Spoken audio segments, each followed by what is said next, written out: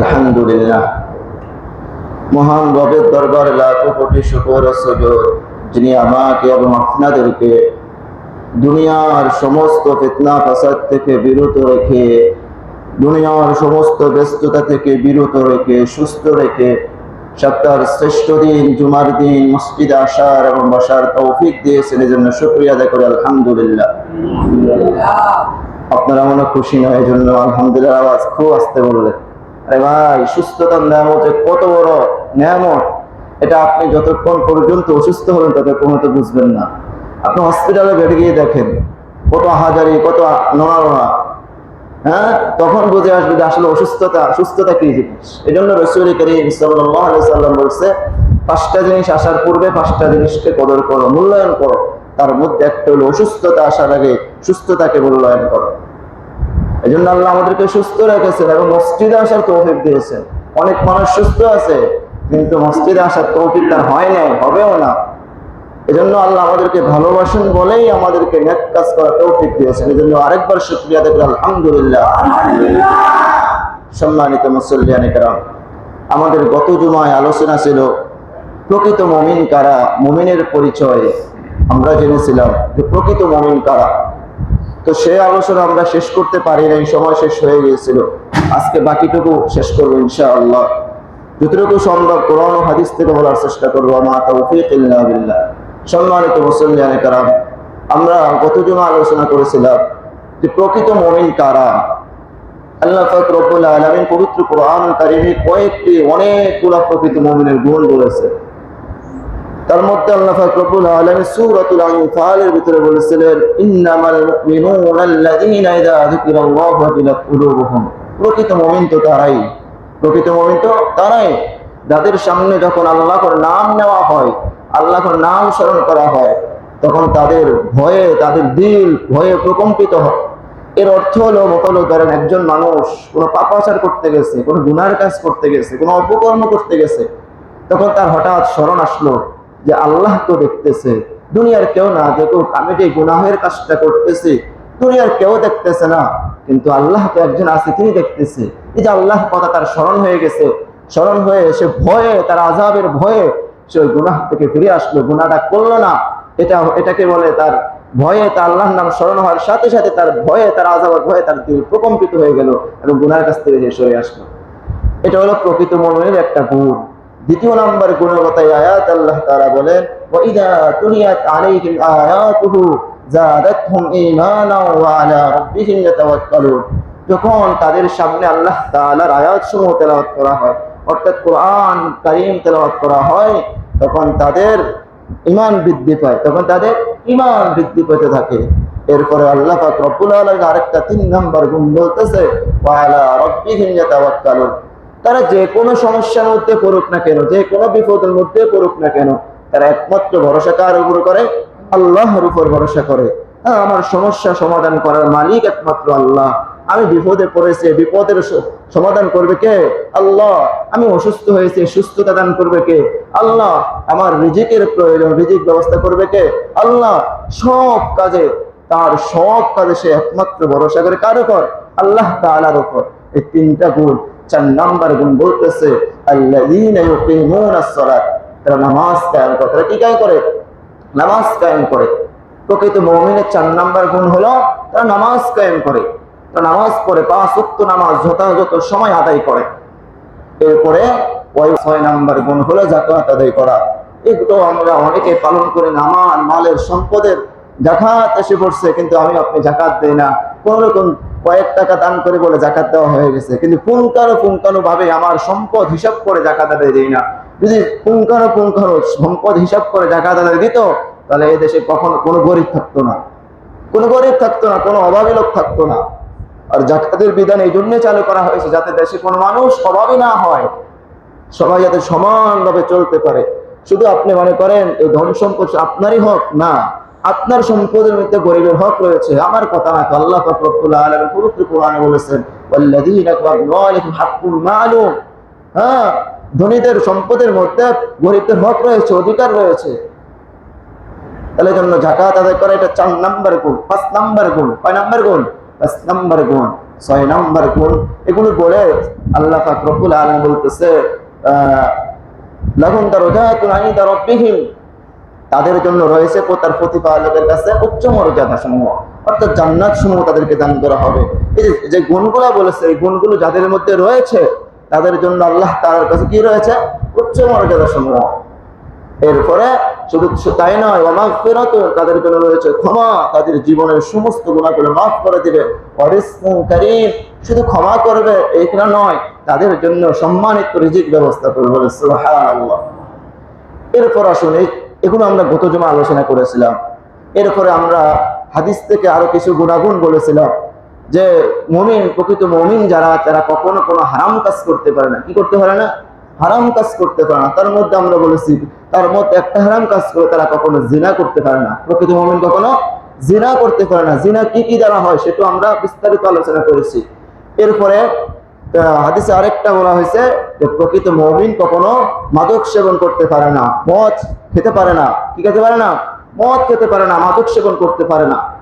মদ শুধু ক্ষমার অর্থ হলো মদ, কিন্তু এখন বর্তমানে রাসূল কারীম সাল্লাল্লাহু আলাইহি ওয়াসাল্লাম অনেক হাদিস তার এমন আছে যে মদ নাম পরিবর্তন করে অনেক নেশা জাতীয় জিনিস মানুষ সেবন করে, যেটা মদের নাম পরিবর্তন করে দিবে।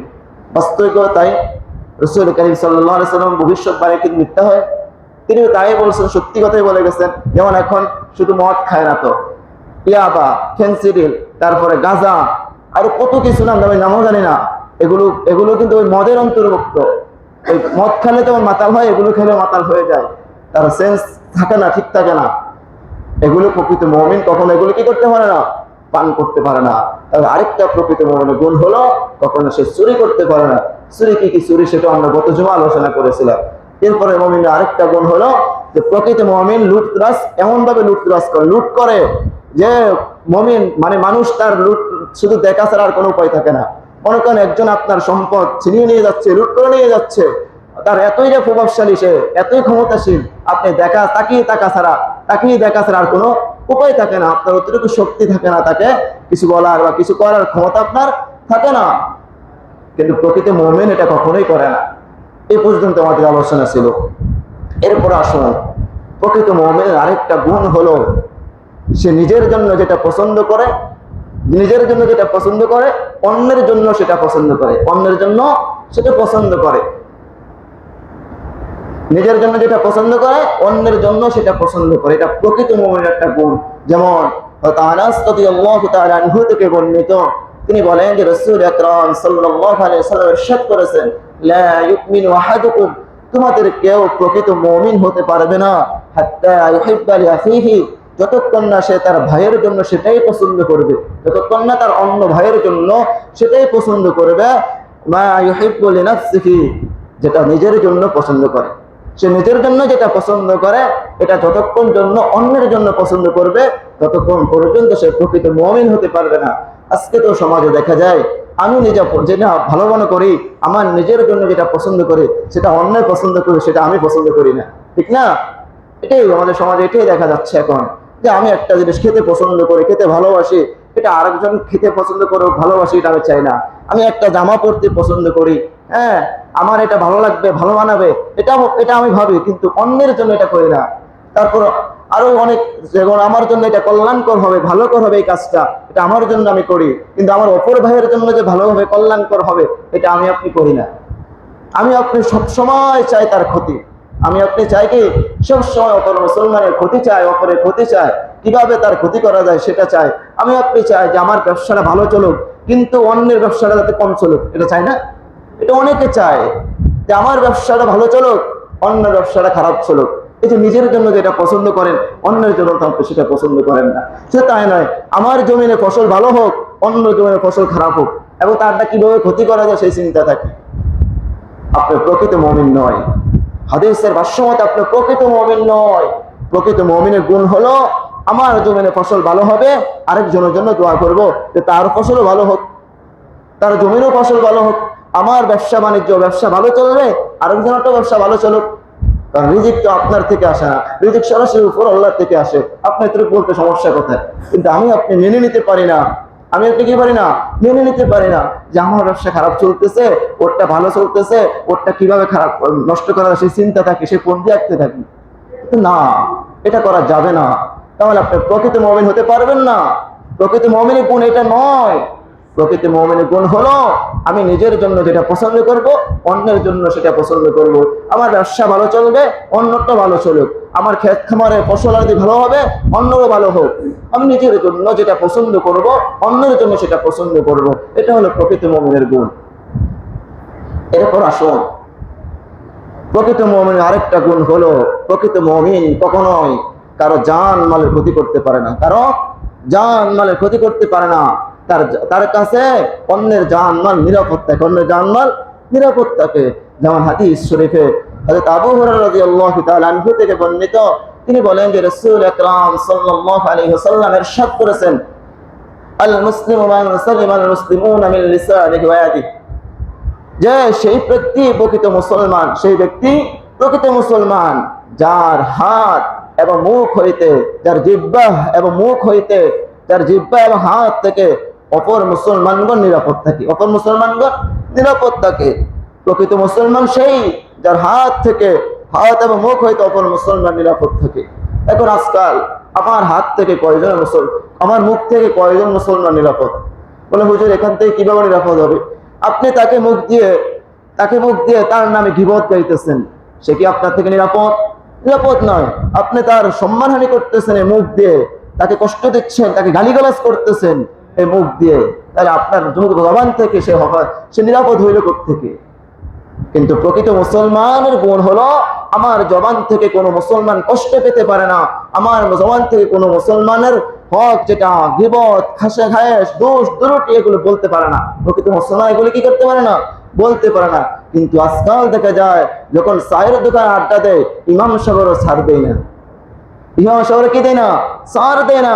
তার পিছনেও যত গুনাহ আছে আলহামদুলিল্লাহ বলতে থাকি, অমুকে ভালো, অমুকে খারাপ, ওই ইমাম সাহেবের এটা ভুল, ওইটা ভুল, এটা হয়েছে, এমনি চলে, অমনি চলে, এভাবে চলতে পারতো, পাদ্রীরা এইভাবে ভাবতে পারতো, হামদাবিরা এইভাবে গাছ দিতে পারতো, এগুলোও বর্ণনা করি।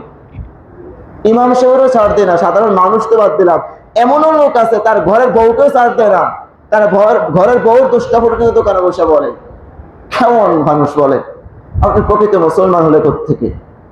আরে ভাই, হাদিস শরীফে স্পষ্ট আছে, ভাষা স্পষ্ট আছে যে স্বামী স্ত্রীর গোপন বিষয়, স্বামী স্ত্রীর বিষয় একমাত্র তাদের দুজনের মধ্যে থাকবে, অন্য কেউ জানতে পারবে না, অন্য কেউ কি করতে পারবে না, জানতে পারবে না। কিন্তু আজ মুসলমান দেখা যায় তার স্ত্রীর কথাও, তার স্ত্রীর মধ্যে, তার মধ্যে কি হয়, কি ঝগড়া হয় না হয়, পার্সোনাল বিষয় দোকানে গিয়ে বন্ধু বান্ধবের কাছে গিয়ে আলোচনা করে।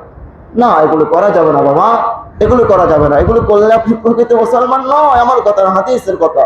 আপনার হাত ও মুখ থেকে অপর মুসলমান নিরাপদ থাকতে হবে। এবং আপনার হাত থেকে মুসলমান কিভাবে নিরাপদ থাকে?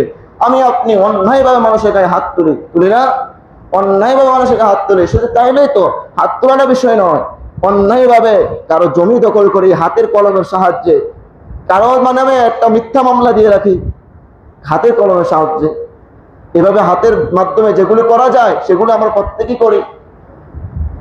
কলম দিয়ে মাত্র একটা খোঁচায় দেয়, একটা খোঁচায় দিয়ে একজনের জীবন নষ্ট করে দেয়। এটা আপনার হাত দিয়ে আপনি করতেছেন। আপনার হাত থেকে নিরাপদ হলে প্রত্যেকে মানুষ নিরাপদ যতক্ষণ পর্যন্ত আপনার থেকে হবে না, ততক্ষণ পর্যন্ত আপনি প্রকৃত মুসলমান নয়। হাদিসের পরের অংশে আল্লাহ পাক রাসূল কারীম সাল্লাল্লাহু আলাইহি ওয়াসাল্লাম বলতেছে, ওয়াল মুমিনু মান আমিনাহুন নাস আলা দিমাইহি ওয়া আমওয়ালিহি, প্রকৃত মুমিন সেই যাকে মানুষ তার জান মালের জন্য নিরাপদ মনে করে। প্রকৃত মুমিন সেই যাকে মানুষ তার জান মালের জন্য নিরাপদ মনে করে। আজকে কয়জন মানুষ আপনি এখন বুকে হাত দিয়ে বলতে পারবেন যে আমাকে মানুষ এতটা নিশ্চিতভাবে ভালোবাসে, এতটা বিশ্বাস করে যে আমার দ্বারা তার জানের কোনো ক্ষতি হবে না, তার মালের কোনো ক্ষতি হবে না? বলতে পারবেন না। আপনার দ্বারা মানুষ আপনার ভয়ে থাকে। মানুষ কি থাকে? আপনার ভয়ে থাকে, কখন নাকি আপনি তাকে মেরে ফেলেন, কখন আপনি তাকে হত্যা করে ফেলেন অন্যায়ভাবে, কখন আপনি তার সম্পদ নষ্ট করে, তার সম্পদ দখল করেন অন্যায়ভাবে। করি না? অবশ্যই করি। আজকে আমার ক্ষমতা আছে বলেই, আমার পাওয়ার আছে বলেই আমি অন্যের জমি দখল করি, অন্যের সম্পদ দখল করি, অন্যের ঘর বাড়ি দখল করি, অন্যের উপর জুলুম করি। তারপরে প্রকৃত মুমিন হলেন কোত্থেকে? এবং শুধু তাই নয় তো, আপনি সব বুঝেন, জানেন, হ্যাঁ, আপনি মাথাওয়ালা, আপনার বাবার হক আপনার কাছে রেখে গেছে, জমি জমা রেখে গেছে। আপনি কি করেন? আপনার ক্ষমতা আছে বলেই আপনি ছোট বোনকে এক জমি দেন আপনার নামে, আপনার নিজের জন্য। যেটা ভালো সেটা নিজে নিয়ে নেন, যেটা ভালো সেটা নিজে নিয়ে নেন। রাস্তার সাথে যে জমিগুলা, বাজারের সাথে যে জমিগুলো, এগুলো বেছে বেছে আপনার নামে নেন, কিন্তু আপনার বোন, আপনার ছোট ভাই, আপনার আরো যারা বুঝে না, এদেরকে খারাপগুলা দেন। তাহলে আপনার থেকে মানুষ নিরাপদ হলো কোত্থেকে? রাসূল কারীম সাল্লাল্লাহু আলাইহি সাল্লাম বলতেছে, প্রকৃত মুমিন তো সেই যার যাকে মানুষ আপনার জানমাল থেকে নিরাপদ মনে করে, জানমালের জন্য নিরাপদ মনে করে। আপনাকে তো নিরাপদ মনে করে না মানুষ। সে চিন্তা করে তার কাছে গিয়ে যাওয়া মানে এটা আমি আর পাবো না, আমি আর কি পাবো না, সে এটা দখল করে নিয়ে যাবে, সে আমাকে কোনোরূপে এটা বুঝ দিবে, বুঝ দিয়ে সে ভালোটা নিয়ে যাবে। শুধু তাই নয় তো, ভাইয়ের হক, ভাই বোনের হক নষ্ট করে দেয়, মেরে দেয়। না, এটা করা যাবে না। প্রকৃত মুসলমান এটা করতে পারে না। আপনি কেন অন্যায় ভাবে আপনার ভাইয়ের সম্পদ, আপনার ভাইয়ের যে আপনি যেটুকু পাবেন আপনার ভাইও সেটা পাবে, আপনার বোনও তো এরকম পাবে, সবাই হক তো সমান। কিন্তু আপনি কি করতেছেন? আপনি যতক্ষণ বুঝেন, ভালো জানেন, জেনে কি করেন? আপনি ভালোগুলো বেছে নেন। আপনি কি করেন? ভালোগুলো বেছে নিয়ে যান, কিন্তু আপনার ভাইকে আপনি ওটা প্রাপ্য তার অধিকার এটা পৌঁছান না। তাহলে আপনি তো প্রকৃত মুমিন নয়, প্রকৃত মুমিন নয়। এবং আপনি অন্যায়ভাবে, আপনার ক্ষমতা আছে বলে আপনি অন্যায়ভাবে মানুষকে হত্যা করেন, মানুষের জান নিয়ে খেলা করেন, মানুষকে কথার পর খালি হুমকি দিতে থাকেন। এটা করা যাবে না বাবা। এরপরে আসুন প্রকৃত মুমিনের গুণাগুণ। প্রকৃত মুমিনের আরো কয়েকটা গুণাগুণ রয়েছে। প্রকৃত মুমিনের আরো কয়েকটা গুণ হলো যে রব হিসাবে আল্লাহকে মানে, এবং দ্বীন হিসাবে ইসলামকে মানে, আর রাসূল হিসাবে মুহাম্মদ সাল্লাল্লাহু আলাইহি ওয়াসাল্লামকে মানে। যেমন আব্বাস রাদিয়াল্লাহু তাআলা আনহু থেকে বর্ণিত, তিনি বলেন যে তিনি রাসূল কারীম সাল্লাল্লাহু আলাইহি ওয়াসাল্লামকে বলতে শুনেছেন, কি বলতে শুনেছেন? যাকাত তাআমাল ঈমান, সে ব্যক্তি মানে স্বাদ পেয়েছে। কোন ব্যক্তি? মানে রাদিয়া রাব্বাহু বিল ইসলাম দীনা, যে আল্লাহকে রব হিসেবে মেনেছে, যে রব হিসেবে আল্লাহকে মেনে নিয়েছে, স্বীকার করে নিয়েছে। ওয়াবিল ইসলামি দীনা, যে ইসলামকে দ্বীন হিসেবে, ইসলামকে দ্বীন হিসেবে গ্রহণ করে নিয়েছে। এবং ওয়াবি মুহাম্মাদির রাসূলান, যে রাসূল মুহাম্মদ সাল্লাল্লাহু আলাইহি সাল্লামকে রাসূল হিসেবে সন্তুষ্ট চিত্তে স্বীকার করে নিয়েছে। এটা হলো প্রকৃত মুমিন।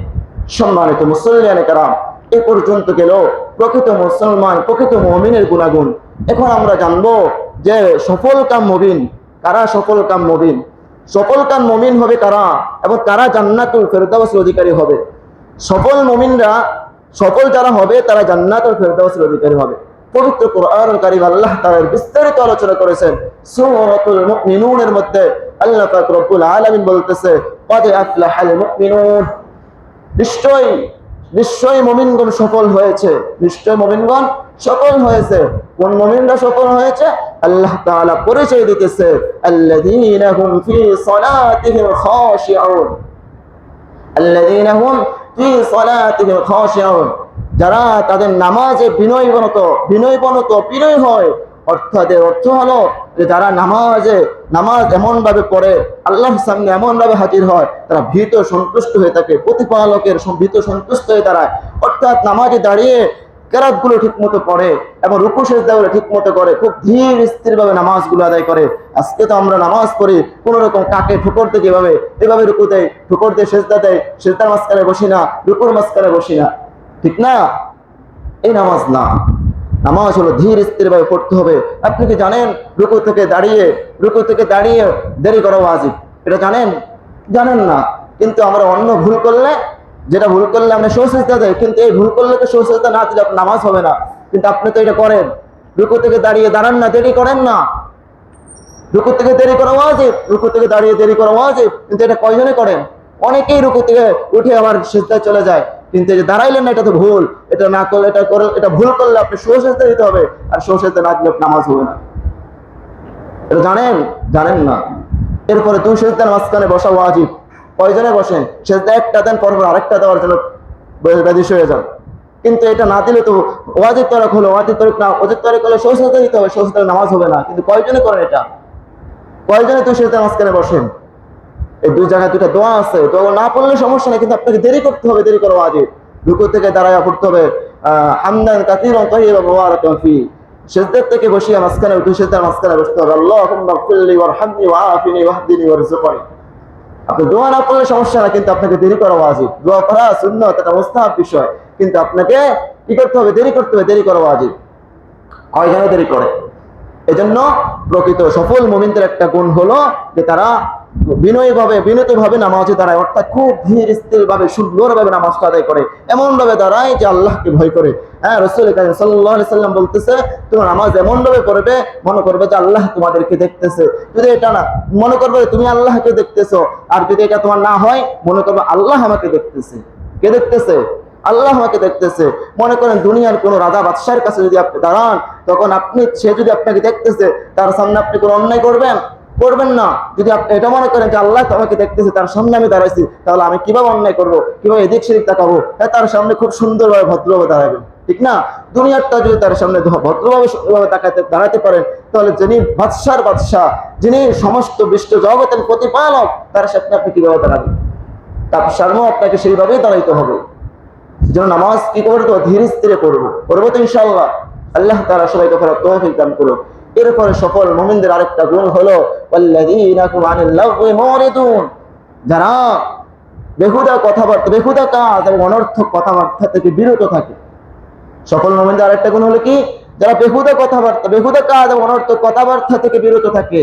কিন্তু আজকে আমি বেহুদা কাজ, কোনো কাজ নাই, এই কাজটা আমি আপনি করি, এই কাজ আমার আপনার কোনো লাভে আসবে না, কোনো কাজে আসবে না, কোনো উপকারে আসবে না, কিন্তু এটা আমি করি। সে কাজটা বলে কি? এই কাজটা প্রত্যেকটাই তো মূল্যবান কাজ, প্রত্যেকটা তো গুরুত্বপূর্ণ কাজের কাজ। কিন্তু না, আপনি চায়ের দোকান আড্ডা, তো এটা কি আপনার কাজ? টিভির সামনে বসে থাকে, এটা কি আপনার কাজ? টিভির সামনে আপনি ঘন্টার পর ঘন্টা বসে আড্ডা দিতেছেন, এটা কি আপনার কাজ? টিভির সামনে বসে আপনি নাটক সিনেমা দেখতেছেন, এটা কি আপনার কাজ? টিভির সামনে বসে আপনি খেলা দেখতেছেন, এটা কি আপনার কাজ? বলতে পারবেন এটা আমার কাজ, এটা আমার উপকার আসবে? বলতে পারবেন? পারবেন না। আর সে আপনাকে যদি আমি নামাজের জন্য ডাকি, আপনি বলবেন আমার সময় নাই। আপনি কি বলবেন? আমার তো সময় নাই, ব্যস্ত আছি, কাজ আছে, ওইটা আছে, সেটা আছে। আর সেই আপনি ঘন্টার পর ঘন্টা টিভির সামনে বসে টিভি দেখেন, নাটক সিনেমা দেখেন। আমি নিজে স্বয়ং দেখেছি। আমি মাঝে মধ্যে সদরে যাই, অনেক সময় আসতে লেট হয়ে যায় না, মসজিদে নামাজ চলতেছে, আমি দেখতেছি, কিন্তু দেখি টিভির সামনে অনেক ভালো ভালো লোকেরা বসে রয়েছে। আরে ভাই, মসজিদে নামাজ চলতেছে, আপনি 5 মিনিট এসে মসজিদে নামাজ পড়ার সেই শক্তি আপনার নাই। আপনার ইমান কতটা শক্তিশালী এবার বুঝেন আপনি? আপনার ইমান আপনাকে টিভির সামনে থেকে মসজিদে আনতে পারে না, আপনার সেই ইমান আপনাকে জান্নাতে কিভাবে নিবে? আপনি বলেন। আপনার ইমান আপনাকে ভোর রাতে ঘুম থেকে উঠিয়ে মসজিদে আনতে পারে না ফজর নামাজ পড়াইতে, কিন্তু সেই ইমান আপনাকে রাতের 2টা 3টা পর্যন্ত সজাগ থেকে খেলা দেখতে পারে, খেলাকে দেখাইতে নিতে পারে। আপনি বলেন আপনার ইমান কতটা পাকাপুক্ত?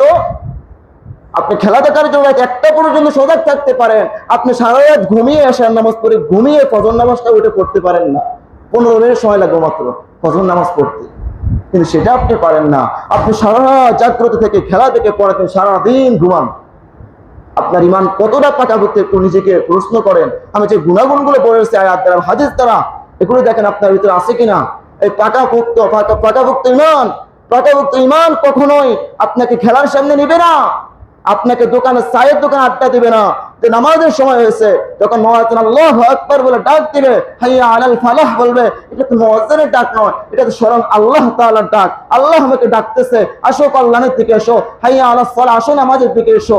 আল্লাহ ডাকতেছে, আর আমি আল্লাহর ডাকে সাড়া না দিয়ে দোকানে শয়তানের ডাকে বসে আছি, দোকানে টিভির সামনে শয়তানের ডাকে সাড়া দিতেছি। আপনি প্রকৃত মুসলমান কিভাবে হলেন? আপনি বলেন, আপনি প্রকৃত মুসলমান কিভাবে হলেন? প্রকৃত মুসলমান কিভাবে দাবি করেন? আপনাকে আমি ডেকে মসজিদে আনতে পারি না, আপনার ইমান এতটা দুর্বল যে আপনার ইমান আপনাকে মসজিদ পর্যন্ত আনতে পারে না। আপনি ঠিকই টিভির সামনে বসে সময়ের পর সময় নষ্ট করতে পারেন, ঘন্টার পর ঘন্টা নষ্ট করতে পারেন। এটা হলো বেহুদা কাজ, কোনো কাজ নাই, কোনো মূল্যায়ন নেই কাজের, কোনো লাভ হবে না এই কাজ দিয়ে, কিন্তু আমি আপনি করতেছি। কেন টিভির সামনে বসে থাকবেন? কেন আপনি মুসলমান হয়ে গান বাজনা নাটক সিনেমা দেখবেন? আর তাও নামাজের সময় আপনি ঘন্টার পর ঘন্টা খেলা থেকে সময় নষ্ট করতে পারেন, ঘন্টার পর ঘন্টা টিভি সিনেমা দেখে নষ্ট করতে পারেন। সে আপনাকে যদি বলে চলো 3 দিনে জামাতে চলো, আপনি তো রাজি হন না। আপনি বলেন আমার কাজ আছে, আমার বাড়িতে ওই জরুরত আছে, এই সমস্যা আছে, সেই সমস্যা, টাকা নাই, ওইটা নাই, সেটা নাই, কত অজুহাত আপনার।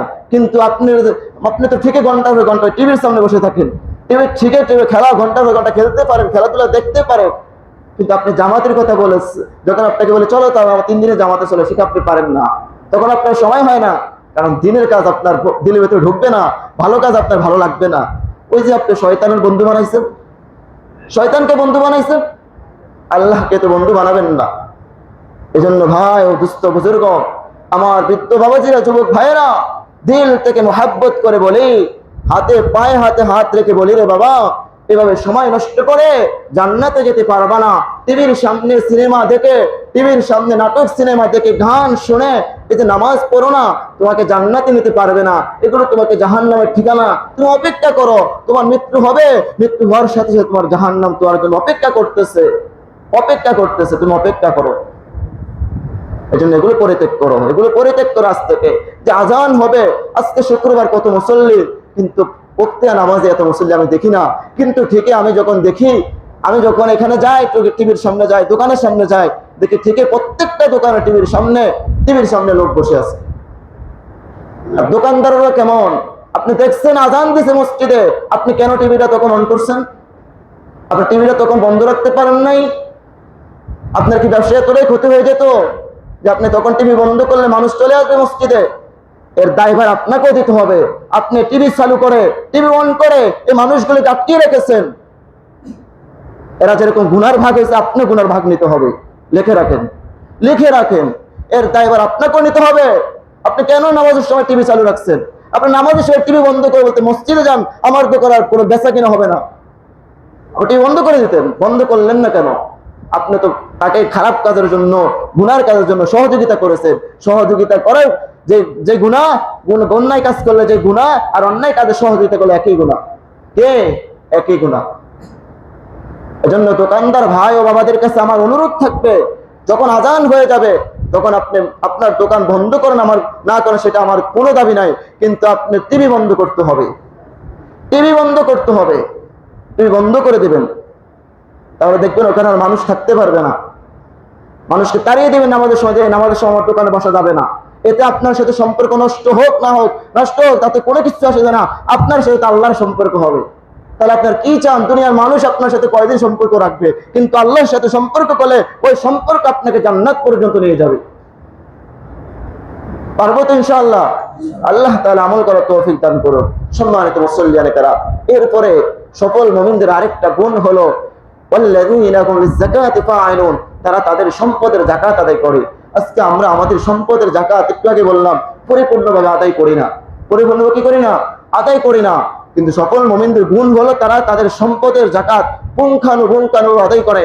আজকে যদি আমার আপনার সম্পদের যাকাত পুঙ্খানুপুঙ্খানুভাবে হিসাব করে যাকাত আদায় দিতাম, এদেশে কোনো অভাবী লোক থাকতো না, এদেশে কোনো গরিব মানুষ থাকতো না। এরপরে সময় কম, আমি সংক্ষিপ্ত শেষ করে দিচ্ছি। এরপর সফল মুমিনদের আরেকটা গুণ হলো ওয়াল্লাযীনা হুম লিফুরুজিহিম হাফিজুন, তারা তাদের নিজেদের লজ্জাস্থানের হেফাজত করে। কিসের হেফাজত করে? লজ্জাস্থানের হেফাজত করে। আরে ভাই, লজ্জাস্থানের হেফাজত শুধু স্ত্রীর কাছে, লজ্জাস্থানের হেফাজত শুধু আমরা কি করি? লুঙ্গি দিয়ে ঢাকা লজ্জাস্থানের হেফাজত না। লুঙ্গি দিয়ে ঢাকা, প্যান্ট পরে, পায়জামা পরে লজ্জাস্থানের হেফাজত, এইটা হেফাজতের কথা বলছে না, এই হেফাজত না। আপনাকে লজ্জাস্থানে হেফাজত করছে আপনার স্ত্রী ব্যতীত যত নারী আছে সবার কাছে আপনার লজ্জাস্থানে হেফাজত করতে হবে। কিন্তু আজকে বিপরীত, আমার স্ত্রীর কাছে গিয়ে আমি বুজুর্গগিরি দেখাই, পিশাবগিরি দেখাই, কিন্তু আমি অন্য নারীর কাছে, অন্য মেয়ের কাছে গিয়ে আমার লজ্জাস্থান ঠিক আমি ব্যবহার করতে পারি, ঠিক না? অথচ আল্লাহ পরের আয়াতে বলতেছে ইল্লা আলা আজওয়াজিহিম আও মা মালাকাত আইমানুহুম, আল্লাহ একটু আগে বলছে তোমাদের লজ্জাস্থান হেফাজত করো, পরের আয়াতে বলতেছে ইল্লা আলা আজওয়াজিহিম আও মা মালাকাত আইমানুকুম, তবে হ্যাঁ লজ্জাস্থানকে হেফাজত করবা, তবে তোমার স্ত্রী এবং তোমার কৃতদাস, তোমার কৃতদাস, তোমার অধিকারভুক্ত কৃতদাস ব্যতীত। এখন তো আমাদের দেশে কৃতদাস নাই, আর কৃতদাস সাথে জমা করা, মিলন করা, এটা এখন বর্তমানে শরীয়তে জায়েজ না, একসময় জায়েজ ছিল, এখন এটা হারাম। শুধু স্ত্রী ব্যতীত অন্য কোনো নারীর সাথে তোমরা লজ্জাস্থান ব্যবহার করতে পারবে না। যদি এগুলা ব্যতীত, এগুলাতে করলে কোনো সমস্যা হবে না, মানে স্ত্রীর সাথে তোমার লজ্জাস্থান ব্যবহার করলে কোনো সমস্যা হবে না। আল্লাহ বলতেছে ইন্নাহু গায়রু মালুম, কিন্তু আমি আপনি অন্য জায়গায় ব্যবহার করি। পরের আয়াতে আল্লাহ বলতেছে ফামান ইবতাগা ওয়ারা যালিকা, যদি এগুলা ছাড়া অর্থাৎ তোমার স্ত্রী ছাড়া যদি তুমি অন্য মেয়েকে কামনা করো, অন্য কাউকে কামনা করো, অন্য কাউকে আশা করো, তাহলে ফাইন্নাকুম ফাউলাইকা হুমুল আদুন, তারা তুমি সীমা লঙ্ঘনকারী। তাহলে তারা কি সীমা লঙ্ঘনকারী? সীমা লঙ্ঘনকারী বলতে আল্লাহর হুকুম হলে তোমার স্ত্রী তোমার জন্য হালাল আর বাকি সব নারী তোমার জন্য হারাম, এটা আল্লাহর হুকুম। কিন্তু তুমি কি করছো? আল্লাহর হুকুম অমান্য করে স্ত্রীকে বাদ দিয়ে, হালাল পন্থা বাদ দিয়ে তুমি হারাম পন্থায় গেছো, তুমি অন্য নারীর কাছে গেছো, অন্য নারীকে পরকিয়া করে তার কাছে তুমি লজ্জাস্থান ব্যবহার করছো। তাহলে তুমি কি করছো? আল্লাহর হুকুমকে অমান্য করেছো। আল্লাহর হুকুম অমান্য করে হলো সীমা লঙ্ঘন করে।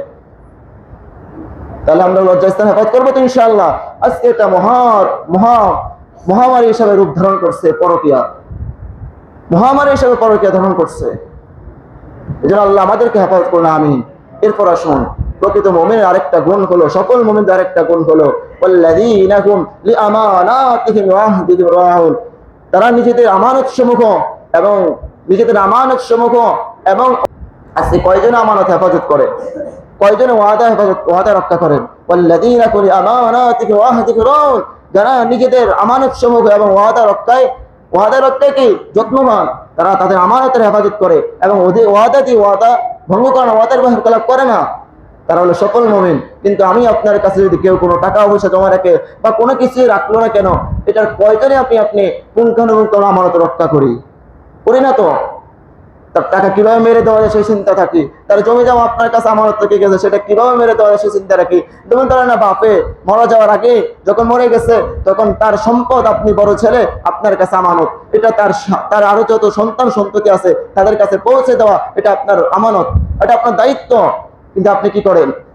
ক্ষমতা যখন আমার কাছে আসছেই আমি আগে নিয়ে আনে, তারপর ওদেরকে দিব। আমি ওদেরকে বাগে ভালোগুলো বেছে নেই, তারপর ওদেরকে দিব। এটা করি। আমাদের রক্ষা করলেন কোত্থেকে? আপনি তো আমাদের রক্ষা করতে পারলেন না, তাহলে আপনি সফল মুমিনও হতে পারলেন না। এরপর ওয়াদা, পরে বংশ বলতেছে ওয়াদা রক্ষাকারী, কিন্তু ওয়াদা কয়জনে দিয়ে কয়জন রক্ষা করতে পারে? ওয়াদা দিয়ে ওয়াদা রক্ষা করতে পারি না তো। বলে টাকা ধার নিয়ে বলে ভাই কালকে বিকালেই দিব টাকা, কিন্তু কালকে বিকাল আর জীবন আসে না।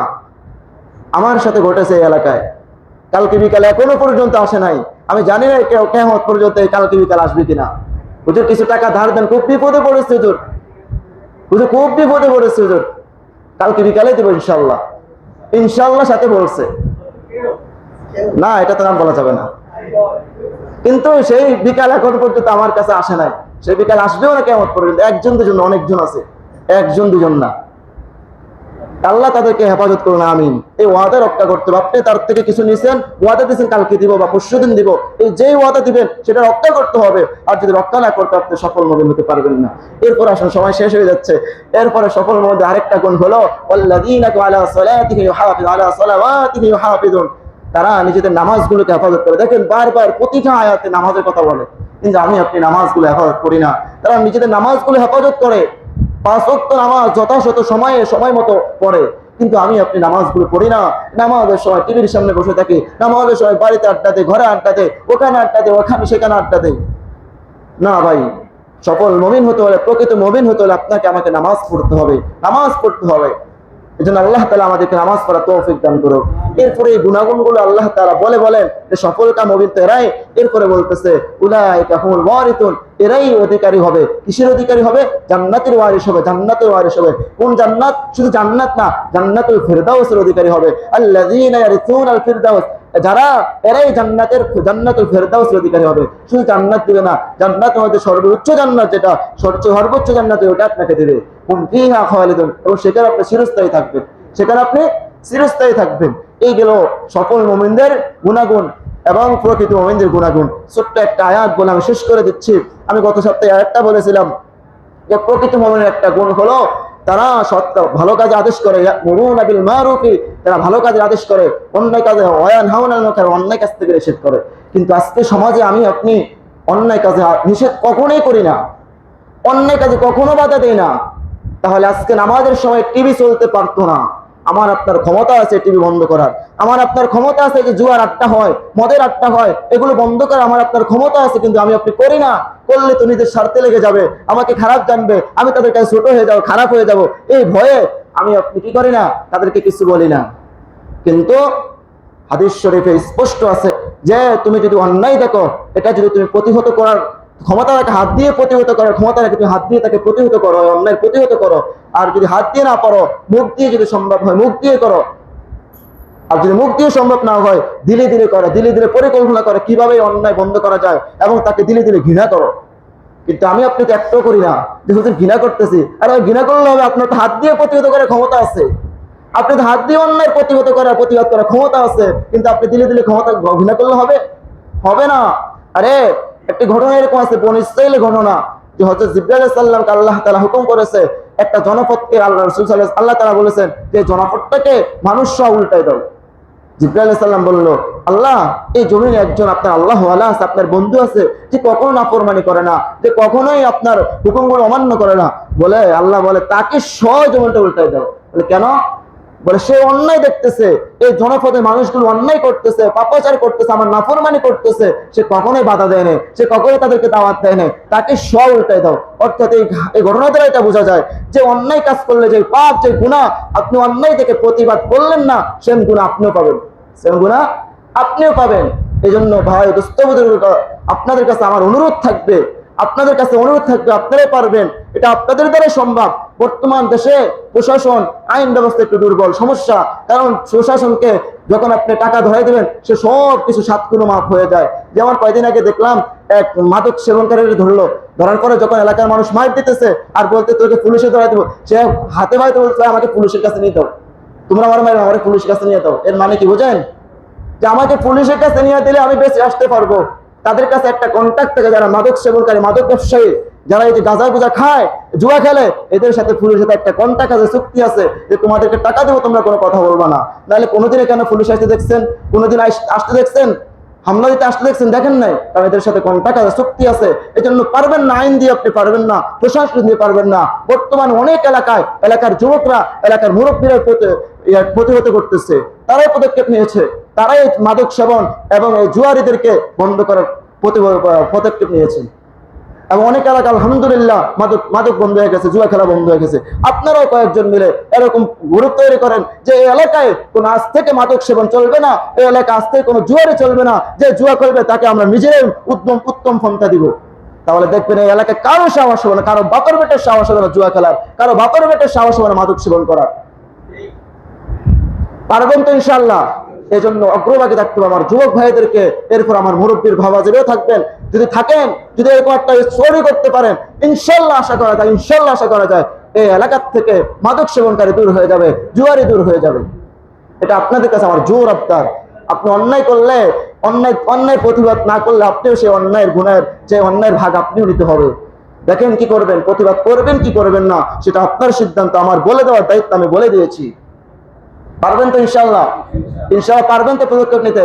কেন ওই যে ওখানে দেখি মাঝে মধ্যে এক জুয়ার আসর নিয়ে বসে, কই সেখানে অনেক ভালো ভালো মানুষকে আমি দেখি, সে প্রতিবাদ করার চাইতে সে সেখানে সুস্থ, সে সেখানে নিজেও খেলে, সে নিজেও খেলে। আমার মুরব্বীদেরকে আমি দেখছি। কেন ভাই, কেন বাবা, তুমি কেন খেলবা? তুমি তো এটা প্রতিবাদ করবা। তুমি প্রতিবাদ না করে তুমি নিজেও এটার সাথে সংযুক্ত হচ্ছে, তাহলে প্রতিবাদ করবা কেন? এই জন্য তো কেউ কিছু বলে না, কারণ সে এটার সাথে সংযুক্ত। সে যদি সংযুক্ত না থাকতো তাহলে সে প্রতিবাদ করতো, এই এলাকায় কোনো লাঠি নিয়ে দৌড়ান দিত।